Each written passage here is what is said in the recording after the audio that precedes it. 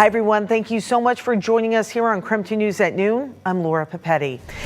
It is, of course, the holiday rush. With so many people traveling today, weather could certainly have a big impact. So meteorologist Thomas Patrick, he is standing by. Thomas, I know you said the snow itself may not be massive, but it could cause issues for people out there on the road. So let's get some perspective on it. Yeah, the perspective here, Laura, is slush. That's the key word, slush. If you think of that, and if you remember what that is, that slush, that wet slush on the ground can still make things slippery, even if it is not a proper snowfall that will stick around and accumulate. So a lot of very wet, slushy conditions expected tonight. And yes, that is still technically our first snowfall. We're not forecasting a full inch of snow or anything like that, but slushiness and it being the first snowfall certainly can make things a little bit more tricky than we would like it to be for really tonight and tomorrow morning. And starting to look more like a tonight event as opposed to more Wednesday. It'll just end very quickly. And this is what we're seeing right now. A ton of moisture just moving into central Washington. I just checked the latest observations. Nothing yet in Moses Lake, but the snow is certainly hanging above your heads right now. I think when this moisture thickens up and then moves closer into eastern Washington, that's when we start to see, honestly, a rain-snow mix. With the current temperature of 36 degrees, we're probably going to start as rain for a little bit in Spokane, but boy, is this going to be a close call here, and that's why slushiness is kind of the key identifying word. Now, for those of you that have mountain pass travel plans, well, today it's all over the Cascades, 3 to 8 inches of snow for Snoqualmie Pass.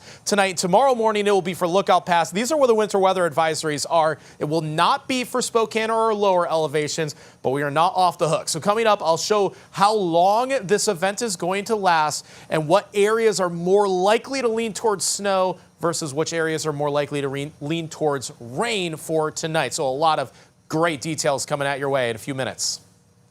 All right, my friend, thank you. As he said, lots to cover with the weather, a lot of details. So for more details, check out Thomas Patrick's Weather Impact Alert forecast. By the way, it is available to watch right now on KREM 2 Plus at any time that you want. Just download on your TV and watch for free. We do have breaking news at noon. Troopers are on scene of a deadly crash on State Route 904 just north of Cheney. The crash involves 2 cars, and WSP says at least 1 person has died. This is just off of I-90 near the Four Lakes exit. We're going to take a live look right now at the crash scene. Drivers should expect delays in the area while troopers, as you might imagine, are investigating. And again, just take it nice and slow if you're going to be heading out in this area anytime soon. A lot of traffic out there. Take it nice and slow. Maybe expect a little bit of a delay as there are emergency crews on the scene. We will keep you updated on air and on KREM.com as we continue to gather more information. All right, AAA says today is expected to be the busiest travel day leading up to Thanksgiving. But if you are traveling to the west side, WashDOT expects the heaviest traffic actually to be tomorrow. So here's a chart showing what's expected heading westbound on I-90 through Snoqualmie Pass. The yellow lines indicating moderate to heavy traffic, while the red means you should expect backups. At the very least, pack your patience for those. The busiest hours on I-90 will be early in the afternoon. So if you can leave earlier or later, you might be able to avoid some of that traffic. And if you are flying this Thanksgiving, the TSA says things should be back to normal rather, now that the government shutdown is over. KREM 2's Brandon T. Jones has a look at how things are coming together at Spokane International Airport. Yeah, well, things nice and calm here at the Spokane International Airport right now. But the good news is that the FAA says air traffic controller operations officially back on their schedule. Of course, just a few weeks, maybe even days ago, things were thrown off because of that record-breaking government shutdown. Again, things back on their normal space, air traffic controllers on a normal schedule.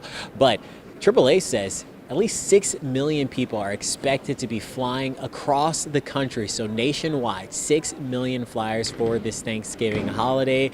even if things are nice and calm here at the Spokane International Airport, your layover or wherever you may be flying from, things might be a little bit busier at some of those larger airports. We got a chance to kind of walk around, speak with travelers here in Spokane as they made their way out for Thanksgiving plans. Super excited. It's kind of cold outside here, so excited for the warm in Hawaii. We're traveling to Hawaii. Hawaii? Yeah, that's why we don't have any jackets on.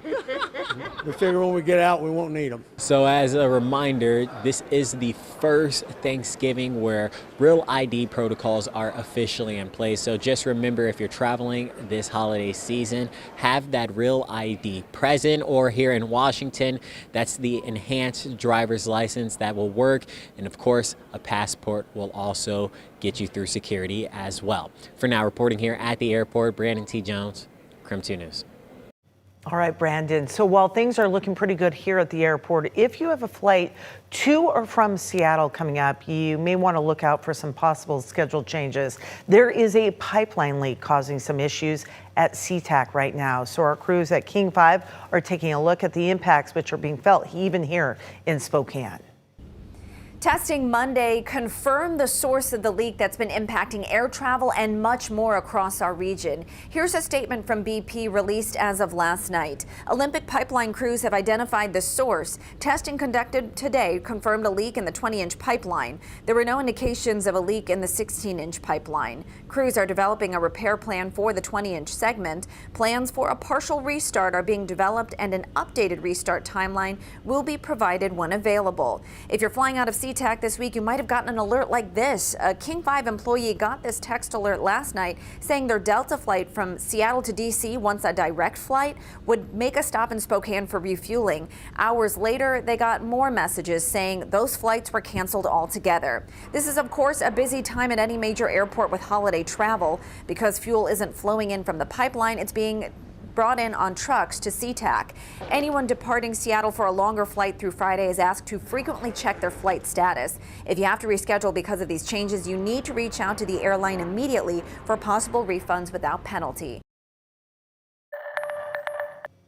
All right, in other news today, coming in new at noon, the criminal cases against 4 security guards accused of dragging a woman from a Coeur d'Alene town hall is heading to trial. The 4 men are charged with misdemeanor battery and false imprisonment for forcibly removing Teresa Warrenpool during the town hall back in February.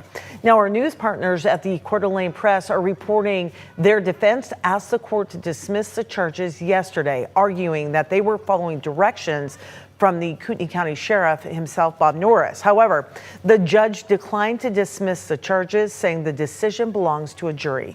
This move comes just weeks after the Idaho Attorney General's office opted not to file criminal charges against Sheriff Norris. The trial for the 4 security guards is set to begin coming up on December 15th.